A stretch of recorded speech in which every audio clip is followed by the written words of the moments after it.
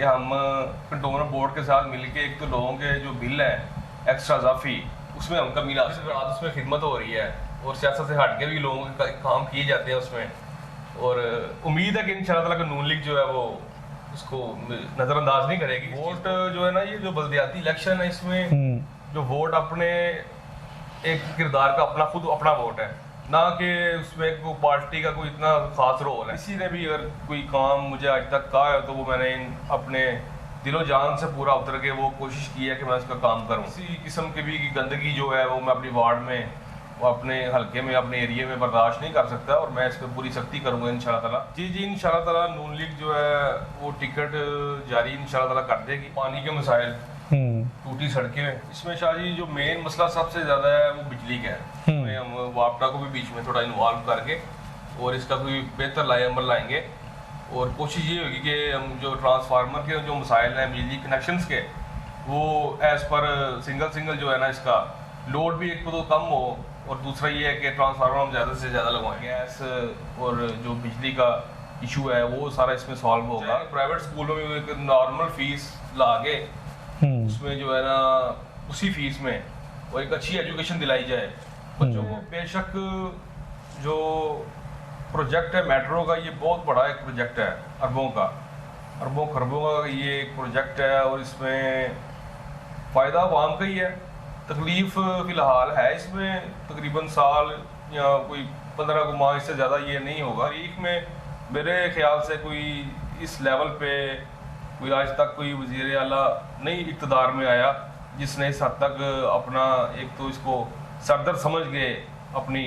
कौम के लिए, अपनी आवाम के लिए काम किए हैं। फ़र्ज़ करें नून लीग का हूँ तो अब ये नहीं कि मेरे पास कोई अगर कोई PTI का बंदा आता है मेरे पास तो मैं उसका काम नहीं करूँगा, ऐसा हरगिज़ ये जो है नामुमकिन है। मैं इंशाअल्लाह ताला अपनी पूरी जद्दोजहद से, पूरी कोशिश से और पूरी दिली लगन से, मैं मोहब्बत से उनका काम करूँगा, चाहे वो उसका ताल्लुक किसी भी जमात से क्यों ना हो।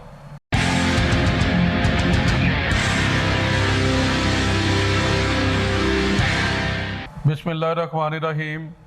इय्याका नअबुदु व इय्याका नस्तईन। मैं हूं सैयद हसन जाफरी और आप देख रहे हैं HJ डिजिटल। आज मेरे साथ मेहमान हैं जनाब चौधरी शेरोज़ हसन एडवोकेट साहब।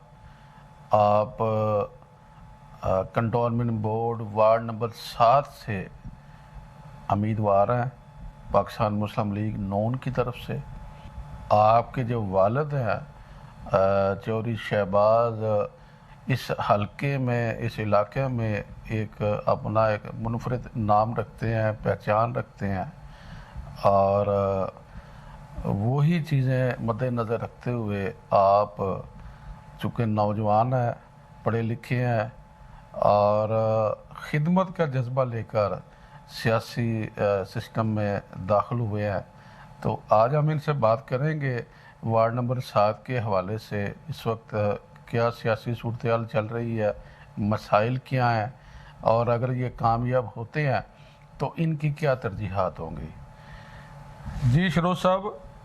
ये बताइए कि वार्ड नंबर 7 इस वक्त इसमें कुल वोट कितने हैं और कौन कौन से जो इलाकों पे या एरियाज़ पे मुश्तमिल वार्ड नंबर 7 बनाया गया है। जी अस्सलाम वालेकुम शाह जी, बहुत बहुत शुक्रिया आपका कि आपने अपना कीमती वक्त निकाला, टाइम निकाला है। और इसमें यह है कि ये वार्ड जो है तकरीबन हल्का बंदी कुछ चेंजिंग इसमें आई है इस दफ़ा और इसमें कुछ जो इलाके हैं इसमें ऐड किए गए हैं, कुछ निकाले गए हैं और इसमें तकरीबन 15,000 की ये जो वार्ड है ना, लगभग 15,000 की ये बनी है। इसमें जो फेज़ 2 का आता है पूरा, स्क्री 2 आता है, इकबाल पूरा है, कश्मीरी कॉलोनी का कुछ हिस्सा है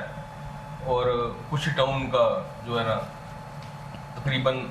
आधा कुछ टाउन वो आता है इसमें और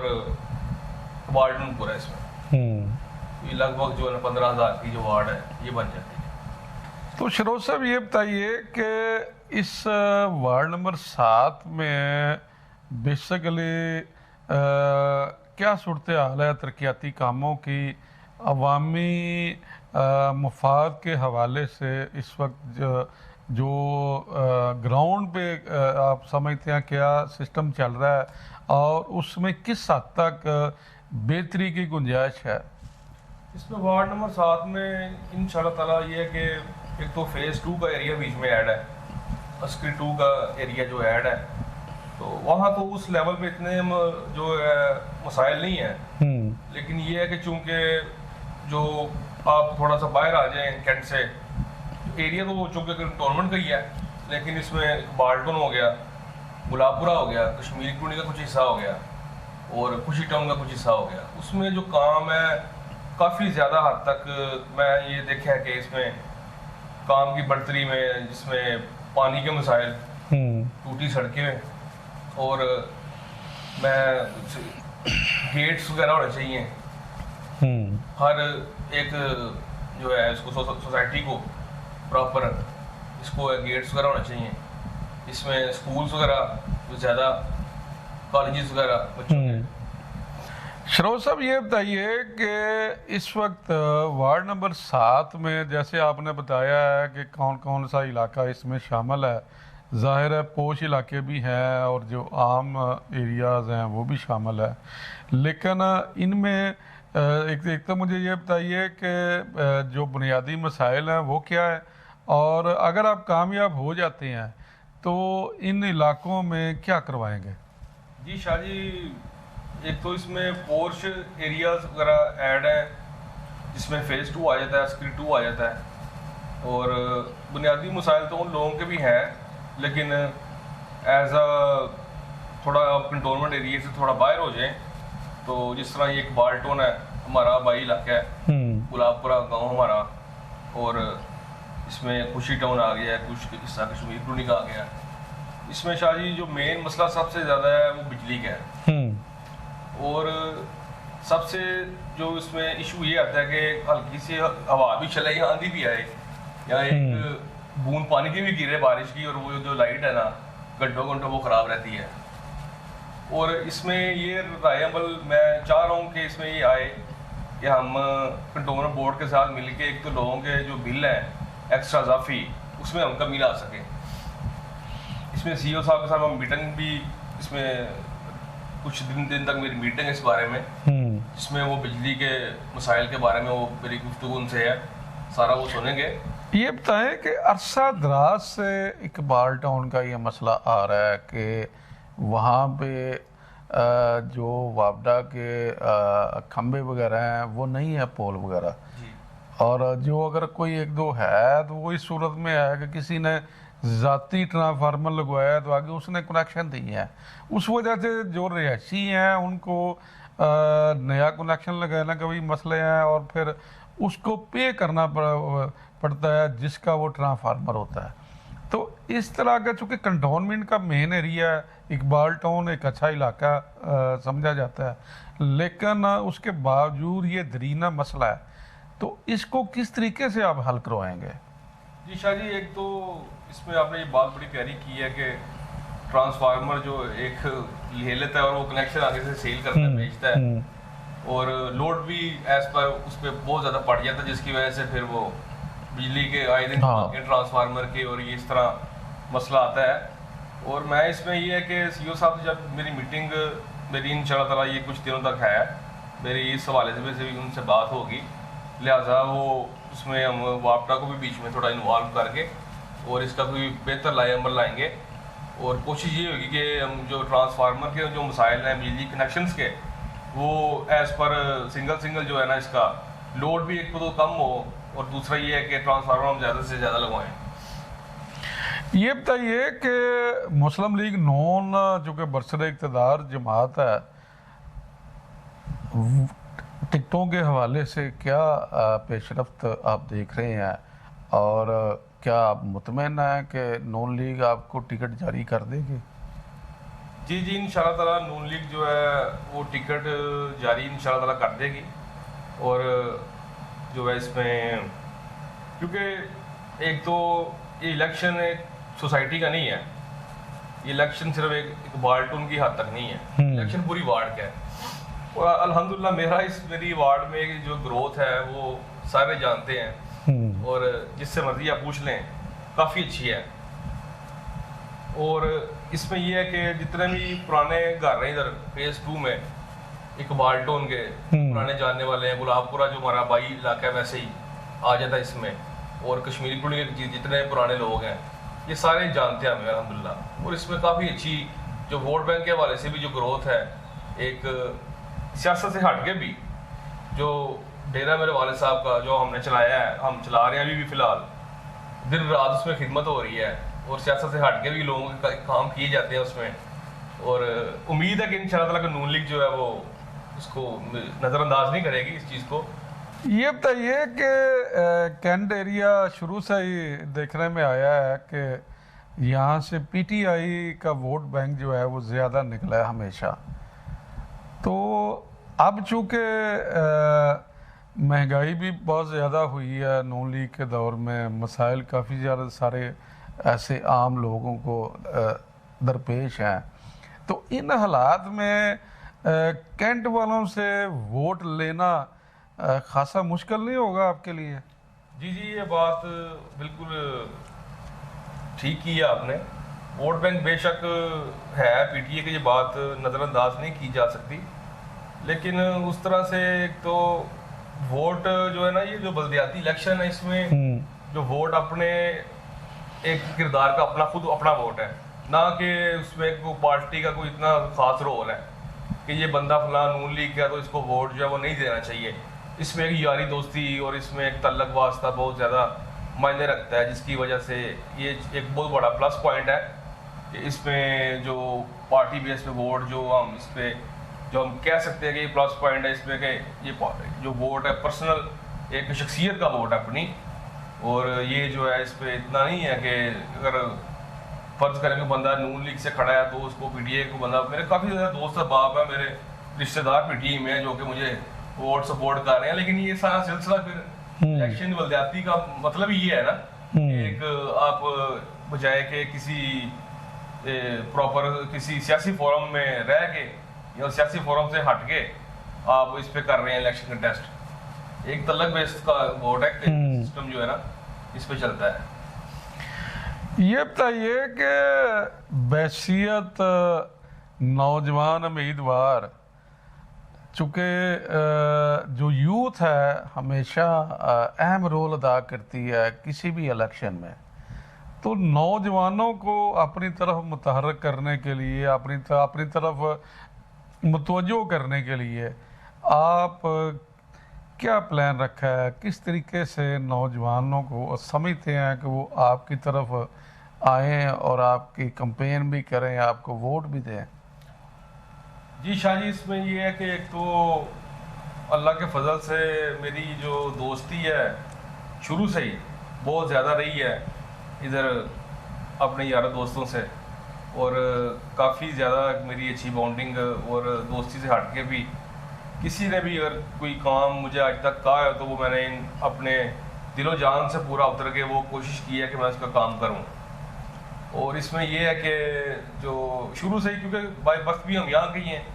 और हवाई इलाका भी गुलाबपुरा वाल्टन, और इसकी जो बुनियाद है वो मेरे दादाबू ने रखी थी अजिला रकम मरहूम साहब, और उनके बेटे चौधरी शहबाज अहमद मदनी प्रॉपर्टी वाले, जो कि किसी तारुफ के मुताज नहीं है, और उस हवाले से आगे से मैं उनका साहबजादा हूँ बड़ा। इसमें ये कि मेरी काफ़ी अच्छी दोस्ती वगैरह दोस्तों से रही है, और इनके जो मसाइल वगैरह वो मैं पर्सनली उनके जानता हूँ क्योंकि उनको क्या दरपेश है मसाइल ज़्यादा, और वो इंशाअल्लाह पूरी कोशिश करेंगे हम उनके हल करने की। और इसमें यह है कि अल्लाह ताला हमें कामयाबी जब अता करेगा तो ज़रूर इस पर हम उनकी पूरी उम्मीदों पर पूरा उतरेगा इंशाअल्लाह। शरोज साहब, ये बताइए कि बैसियत उम्मीदवार वार्ड नंबर 7 अपने वोटर्स को, अपने हलके के लोगों को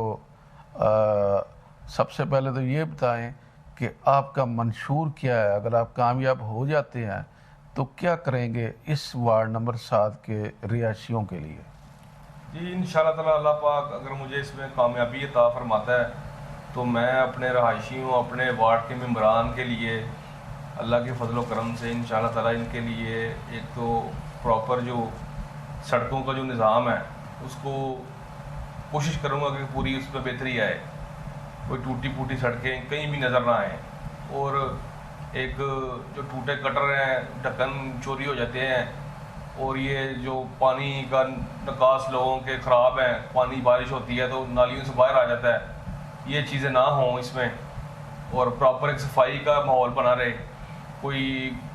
किसी किस्म की भी गंदगी जो है वो मैं अपनी वार्ड में, वो अपने हलके में, अपने एरिया में बर्दाश्त नहीं कर सकता, और मैं इस पर पूरी सख्ती करूँगा इंशाल्लाह ताला। गैस और जो बिजली का इशू है वो सारा इसमें सॉल्व होगा। एजुकेशन भी इसमें जो है सारा वो इसमें जो इंशाल्लाह ताला इसमें आ जाएगा, सारा क्लियर हो जाएगा, वो सारा सॉल्व होगा निज़ाम। और प्रॉपर एक अच्छे फॉर्म से इसमें हम जिस तरह सरकारी स्कूलों में जो एक तरीकाकार है वो हम चाहेंगे प्राइवेट स्कूलों में एक नॉर्मल फीस ला के उसमें जो है ना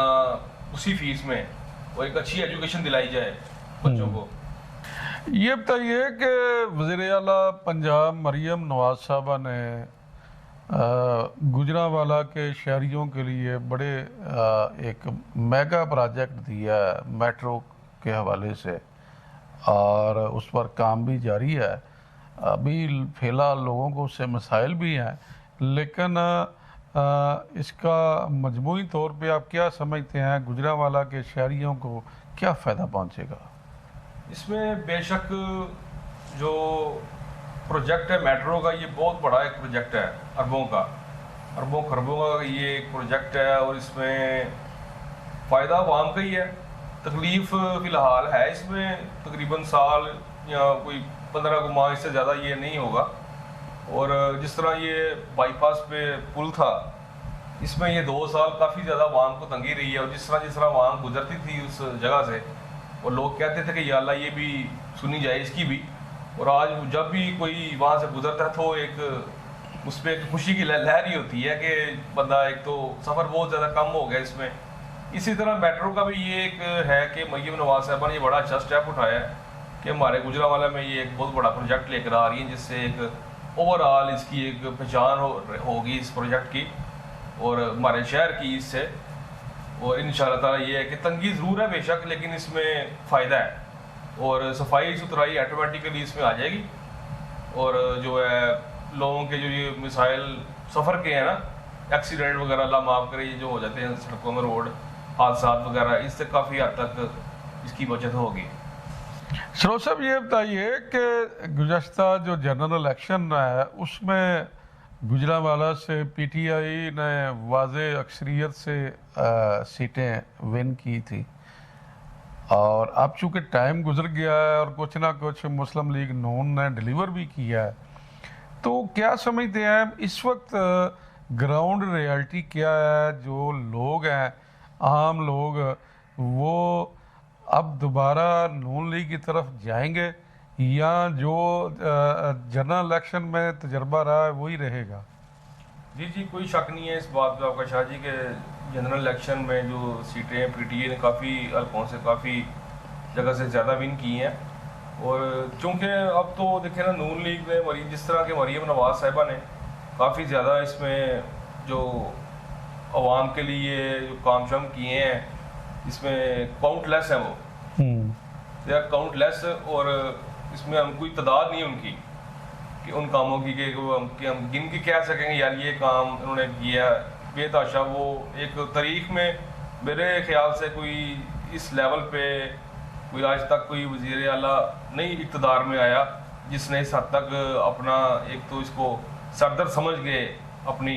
कौम के लिए, अपनी आवाम के लिए काम किए हों जिस तरह मरियम नवाज साहिबा ने किए हैं।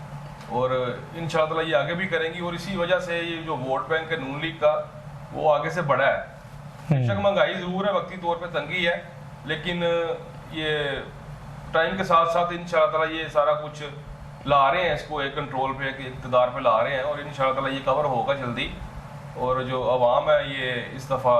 जो है वो नून लीग ही जो है इस पर विन करेगी, चाहे वो जनरल इलेक्शंस हों या बलदियाती में हों। और लेकिन मेरा आगे एक अलमिया ये है कि जिस तरह मैंने आपसे आगे बात की है कि पार्टी बेस पे,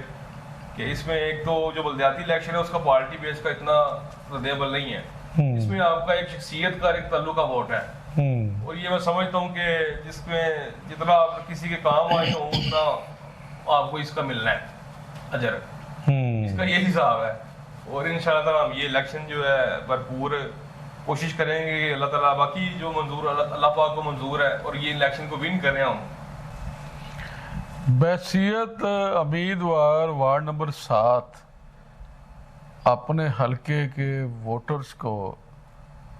क्या मैसेज देना चाहेंगे? जी मैं इसमें बसीयत उम्मीदवार वार्ड नंबर 7 से Chaudhary Sharoz Hasan advocate high court, मैं आप सबको ये मैसेज देना चाहूँगा कि एक तो इसमें हम सब एक जमात से हट के, एक चाहे इसका ताल्लुक किसी भी जमात से क्यों ना हो, मैं ये चाहता हूँ कि जो मेरा अपना माइंड सेट है कि हम सब एक हो गए रहें। इसमें कोई जमाती तासुब जो है ना वो माइंड से निकलना चाहिए। जो हर बंदा ये सोचता है कि मैं ये मेरी ये जमात है और मैं इसी में रह के ही मैं अगर किसी का कोई फ़ायदा कर सकूं या उसके साथ चल सकूं, तो ये चीज़ नहीं होनी चाहिए। अब मैं फ़र्ज़ करें नून लीग का हूँ, तो अब ये नहीं कि मेरे पास कोई अगर कोई PTI का बंदा आता है मेरे पास तो मैं उसका काम नहीं करूँगा, ऐसा हरगिज़ ये जो है नामुमकिन है। मैं इंशाअल्लाह ताला अपनी पूरी जद्दोजहद से, पूरी कोशिश से और पूरी दिली लगन से, मैं मोहब्बत से उनका काम करूँगा, चाहे वो उसका ताल्लुक किसी भी जमात से क्यों ना हो। जी नाजरीन, आपने चौधरी शरोज हसन एडवोकेट साहब की गुफ्तगू सुनी। उन्होंने वार्ड नंबर 7 के हवाले से जो मसाइल हैं और जो उनकी तरजीहात हैं उसके हवाले से खुलकर गुफ्तगू की है, और इसके अलावा जो अपने ख़ानदान के हवाले से जो उनके दादा और वालिद साहब की खिदमत रही है इस इलाके के लिए, इस हल्के के लिए, उसके बारे में भी उन्होंने बताया। इस हवाले से आपकी आरा का इंतज़ार रहेगा। इजाज़त दीजिए, अल्लाह हाफ़िज़।